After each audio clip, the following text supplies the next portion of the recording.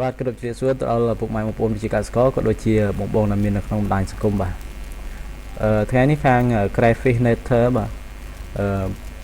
យើងមកបង្ហាញកូនបង្កងអូស្ត្រាលីបាទហើយនេះកូនបង្កងអូស្ត្រាលីទាំងនេះគឺយើងត្រៀមផ្ញើជូនអតិថិជនដែលគាត់បានកំងបាទចំនួន 1000 ក្បាល1000គ្រាប់បាទហើយនៅក្នុងនេះគឺយើងមានកូនបង្កងដែលមានຂະຫນាតដូចគ្នាបាទຂະຫນាតតែមួយគឺຂະຫນាត4ទៅ5សង់ទីម៉ែត្របាទហើយຂະຫນាតនេះគឺជាຂະຫນាតល្អមួយដែលយើងអាចយកវាទៅតម្លាក់ក្នុងស្រះបានបាទបើបងប្អូនគ្មានស្រះបងប្អូនអាចយកទៅតម្លាក់ក្នុងអាងបានបងប្អូនអាចសាកល្បងចិញ្ចឹមឬមួយក៏បងប្អូនចង់ចំណេញពេលវេលាបងប្អូនយកទៅចិញ្ចឹមតែម្ដងបាទមិនពិបាកបង្កាត់ទៀតទេចឹងខាងយើងគឺមានផ្គត់ផ្គង់កូនបង្កងអូស្ត្រាលីទៅដល់បងប្អូនដែលមានតម្រូវការចង់សាកល្បងចិញ្ចឹមក៏ដូចជាយកទៅចិញ្ចឹមតែម្ដងបាទហើយខាងយើងគឺមានកូនបង្កងជាច្រើនបាទបង្កងជាច្រើនគឺមិនមែនត្រឹមតែຂະຫນាតប៉ុណ្្នឹងទេហើយຂະຫນាតធំជាងហ្នឹងក៏យើងមានដែរបាទនេះជាក់ស្ដែងគឺយើងក្នុងអាងនេះគឺមានຂະຫນាតធំតែម្ដងបាទនេះ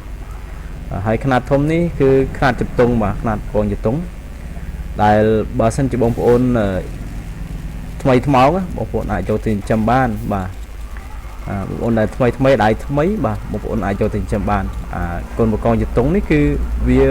ខ្លាំងស្រាប់បាទវាមិនងាយមានជួបបញ្ហាមិនងាយត្រូវជំងឺបាទហើយក្នុងការយកទៅចិញ្ចឹមបន្តគឺយើងចំណេញពេលវេលាបាទចំណេញពេលវេលាអញ្ចឹងកូនបង្កងទំហំទាំងនេះបើសិនជាយើងគិតជាខែវិញគឺចូល3ខែជាងទៅ4ខែហើយបាទ3ខែជាងទៅ4ខែហើយទំហំប៉ុណ្ណឹងហើយយើងយកទៅចិញ្ចឹមថែបំពន់បន្ថែមទៀតបាទត្រឹមរយៈពេលតែ3ខែអីទៀតឬមួយក៏4ខែទៀតយើងនឹងទទួលបានផលបាទបានបង្កងសាច់យកម្ហូបបដាហើយបាទហើយសម្រាប់កសិដ្ឋានយើងគឺមានទីតាំងនៅស្រុកកំពង់ស្លាខេត្តបរសៃនុបាទបងប្អូនត្រូវការបងប្អូនអាចតាក់ទងតាម Telegram ដែលមាននៅខាងលើវីដេអូក៏ដូចជាបងប្អូនអាចឆាតចូល Page ក៏បានបាទអូខេបងប្អូនថ្ងៃនេះយើងមានតែប៉ុណ្ណឹងជួបគ្នានៅវីដេអូក្រោយទៀតបាទសូមអរគុណសូមជម្រាបលា